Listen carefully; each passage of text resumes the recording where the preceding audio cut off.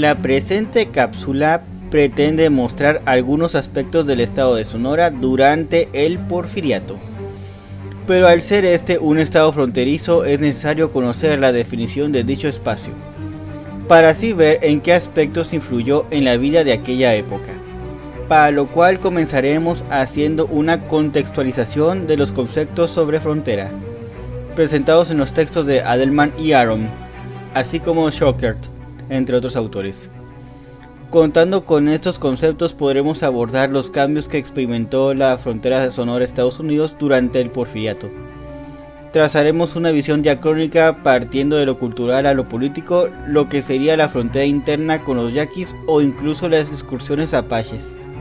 El estado pasó por varios momentos relativos a la guerra, violencia o donde las autoridades buscaban tener el control en ciertas zonas. La atmósfera en Sonora estaba llena de intranquilidad y violencia. Estas llamadas fronteras internas propiciaron las campañas indígenas. Las lecturas de Mónica Quijada, Walter Del Río nos ayudarán a entender la guerra del yaqui y cómo estos obtuvieron su autonomía. La pacificación, un punto muy importante del gobierno porfirista, se dio en Sonora con el fin de los movimientos armados, producto de las incursiones de indios apaches, así como el levantamiento de yaquis, quienes peleaban por recuperar las tierras de las que los habían despojado. Conceptos de frontera. Existe una imprecisión del concepto de frontera. Este ha experimentado una expansión y relativización que no hace fácil precisar su significado. En diccionarios, enciclopedias y trabajos historiográficos se ofrecen variadas concepciones de frontera. La acepción más antigua y común es la del límite entre dos espacios distintos, para el caso que aquí nos compete, dos estados. Bolton, en su ensayo Epic of Greater America, aprecia la convivencia entre nativos y los recién llegados en el periodo colonial de América, explorando la transición entre las tierras fronterizas a las fronteras. La definición que nos da de frontera, lugar de encuentro entre personas cuyo límite geográfico y cultural no está claramente definido. Adelman y Aaron tomaron en cuenta los aspectos culturales. El contacto entre pueblos distintos. En su trabajo nos definen la frontera como el lugar de encuentro de pueblos en el cual los límites geográficos y culturales no están claramente definidos. Tiene una expresión, borderless lands, con la cual se refieren al espacio donde se dio una mezcla entre dos o más culturas, sin que haya ningún dominio de una hacia otra. Shortier relaciona la región con frontera. En ese aspecto, para él la frontera no tiene un carácter transitorio. Existen dos conexiones esenciales dentro del desarrollo histórico y la problemática de la frontera: el enfoque global y el regional. El enfoque global tiene su origen con Walter P. Beck, pero es mejor expresado por Owen Lattimore. Una frontera se origina cuando una comunidad ocupa un territorio. De esto resulta que todo proceso de expansión unido a la colonización implica la formación de frontera. Constatando el surgimiento de una frontera viva procedente de diversos procesos entrelazados sobre los cuales existen fundamentos que nos ayudan a entender la historia como una de fronteras físicas y culturales, nos proporciona cuatro tipos básicos de frontera. La de misiones, militar, la que es resultado de la fusión de estas primeras, y las económicas. Desde un punto de vista teórico, geográfico y geomorfológico, la frontera aparece como un límite entre regiones de naturaleza ecológica y geomorfológica muy distintas. Por el lado sociohistórico se le entiende como una zona de separación entre los asentamientos europeos y las regiones indígenas autónomas. Económicamente es una zona de integración económica con poca influencia de fuerzas políticos sociales.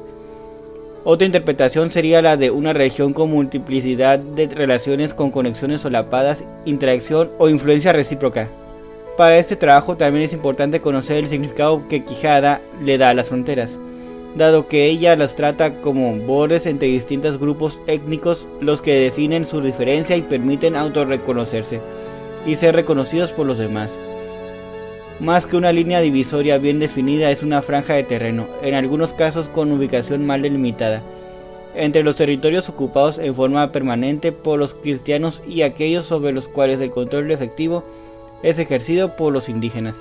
Las fronteras étnicas son el ámbito donde se construye la etnicidad. La identidad es un mecanismo de organización social más que una expresión nebulosa de cultura. La pertenencia étnica depende de la adscripción y la autodescripción.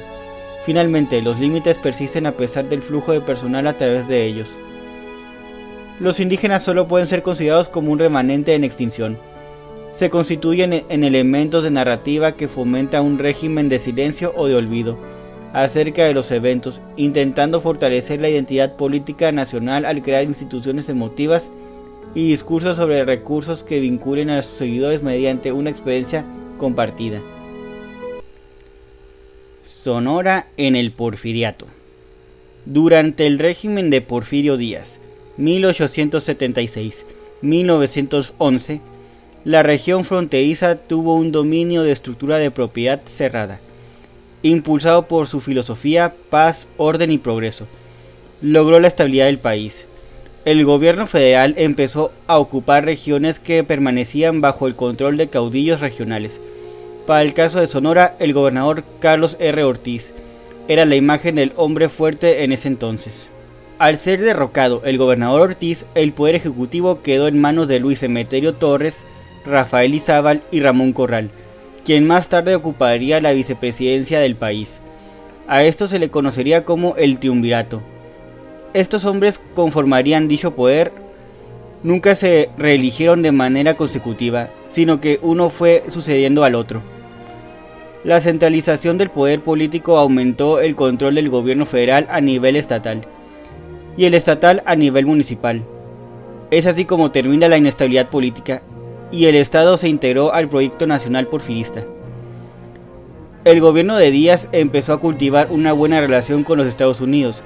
Durante las siguientes décadas el Estado pasó de tener una relación turbulenta con el vecino de Arizona a una asociación empresarial, resultado de la mejor relación entre ambos países. Este clima propició el crecimiento y la prosperidad de la región. México abrió su economía a los extranjeros como nunca antes lo había hecho. Por primera vez los inversionistas angloamericanos se aventuraron a venir a los estados norteños del país, inyectando grandes capitales en empresas de transporte, minería, ganadería y agricultura. La zona noreste de Sonora se convirtió en la más dinámica debido a un crecimiento en la ganadería. Esta región era rica en pastos, con 2 temporadas de lluvias anuales. El ofrecer generosas concesiones a los inversionistas extranjeros dio como resultado una respuesta favorable en los capitalistas con interés en explotar el potencial económico de los ricos recursos de Sonora y Chihuahua. En la ciudad de Cananea, William C. Greene fundó la Cananea Consolidation Copper Company, una de las productoras de cobre más importante en ese entonces. La producción de bienes primarios aumentó sustancialmente. Ambos lados de la frontera tuvieron un destacado crecimiento. Las empresas ferroviarias y mineras tenían como trabajadores a un gran número de mexicanos, quienes levantaron la economía extranjera, los sectores bajos de la población. Muchos de estos migraron a las tierras fronterizas norteamericanas, donde consiguieron empleos similares, pero mejor pagados. Las compañías petroleras se beneficiaron al transferirse los derechos de los subsuelos combustibles del gobierno a la propiedad privada. En lo social, la vida de los sonorenses está influida justamente por estas ideas de progreso. Las ciudades fueron urbanizadas, se construyó el ferrocarril y se desarrolló la educación. La población aumentó en forma generalizada, dando con ello el crecimiento de ciudades como Hermosillo, la capital del estado, Cananea y Nacosari, por la minería, Nogales por el comercio con Estados Unidos, y el puerto de Guaymas por donde salía y se recibía la mercancía, no solo del país del norte sino también de América del Sur, Europa y Asia. Los yaquis, un estado independiente dentro de otro estado. La denominada paz porfiriana se dio aún a costa de sacrificar a ciertos grupos que no encajaban en el proyecto. Para el caso de Sonora, los indios yaquis y mayos formaron parte de estos grupos. El gobierno tenía un interés en las fértiles tierras de dichos valles, razón por la cual buscaron apropiarse de sus tierras, alegando que no estaban en uso, provocando así los levantamientos indígenas en el estado. Ambos valles tenían diseñado un sistema de gobierno autónomo e independiente del resto del país. Los indígenas no pensaban permitir que los planes de colonización de sus tierras por parte del gobierno se llevaran a cabo.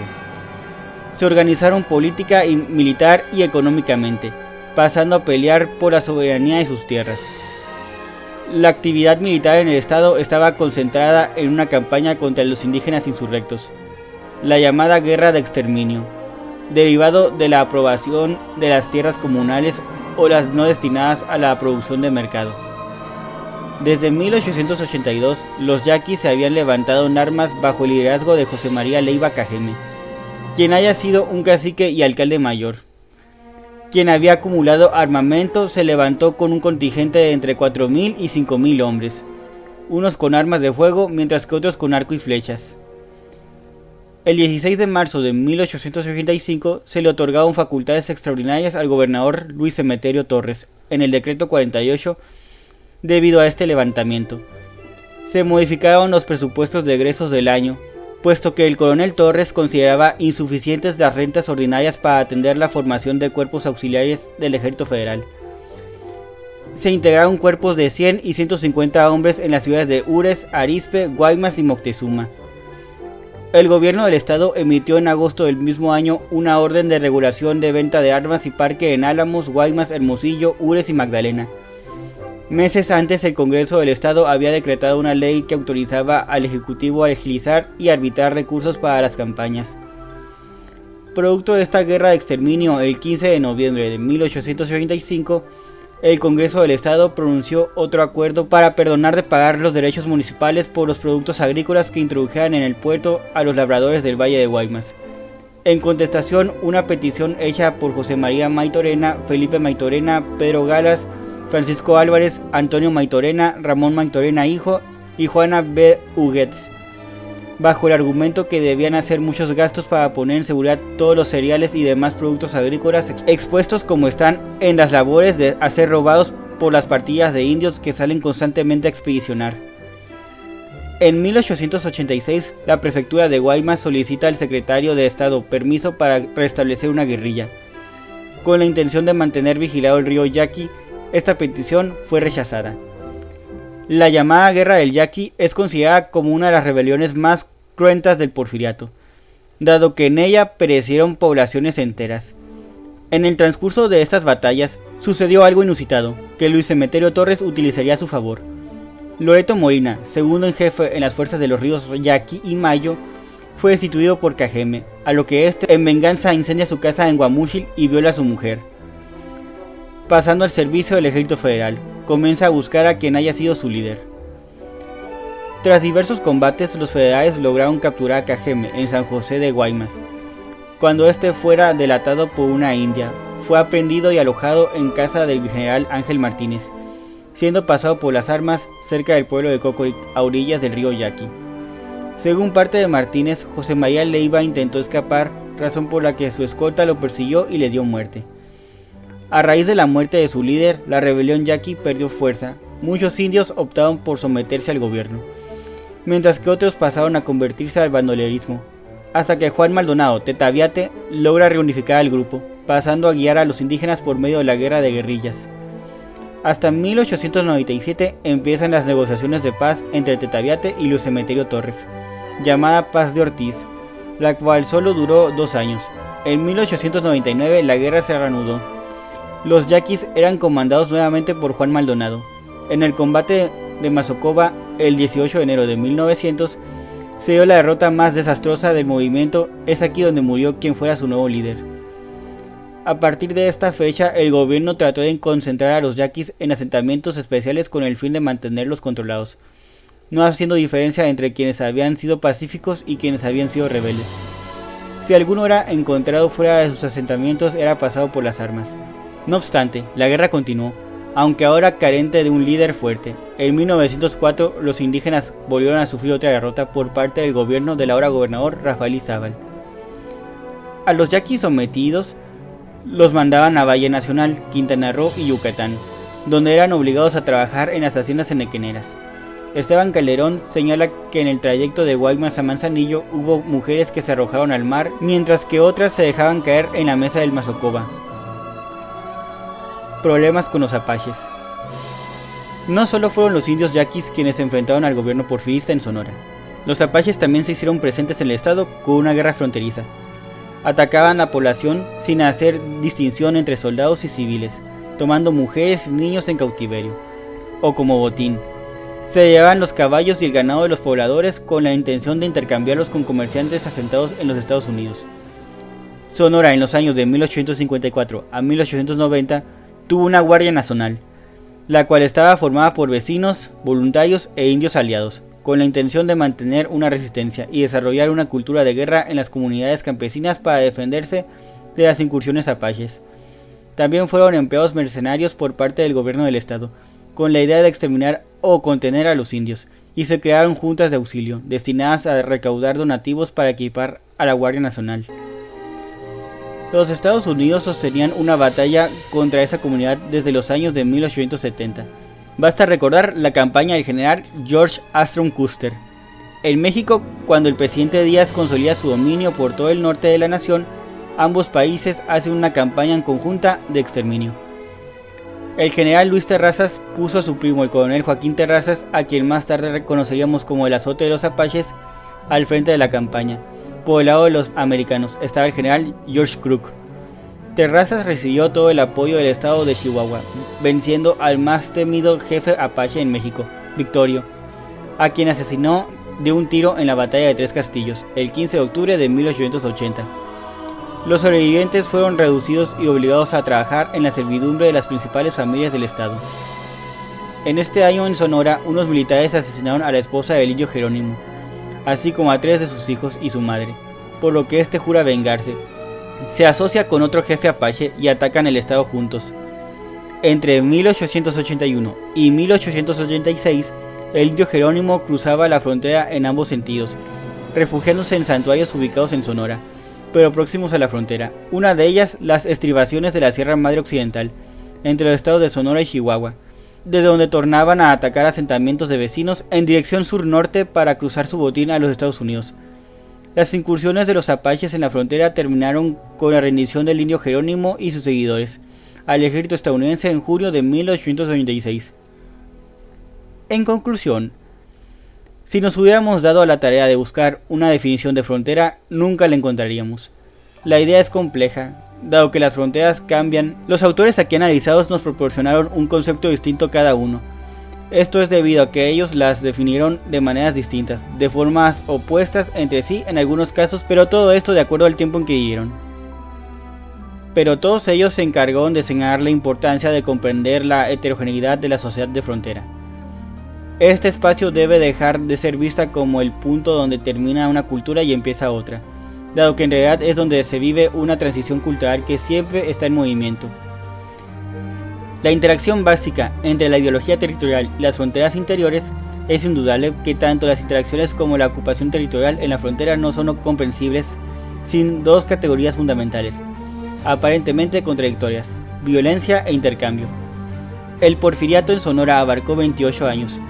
Se buscaba restablecer la paz y la estabilidad del gobierno e instituciones públicas, fortaleciendo al poder ejecutivo, para lo cual fue utilizado el ejército federal en la entidad. El estado había sufrido muchos cambios, promovidos por los gobiernos federal y estatal, así como las inversiones privadas, extranjeras, nacionales e incluso locales. Para muchos habitantes de la frontera mexicana, los ejércitos públicos y los cazadores no hacían más que librar una guerra de exterminio. La violencia fue un elemento omnipresente. Por un lado, los apaches, también llamados bárbaros, quienes incursionaban por el cruce fronterizo, donde saqueaban las poblaciones y tomaban cautivos. Por otro lado, los yaquis también partieron a la guerra contra el gobierno defendiendo su autonomía y tierras. Al venir el progreso, se buscó también la aculturación del estado, al buscar traer la civilización a estos sectores considerados como salvajes. Con ello pretendían proteger su territorio, marcar los límites, fortalecerlos. La idea de estas colonizaciones era proteger las fronteras, delimitando y consolidando los límites territoriales del país.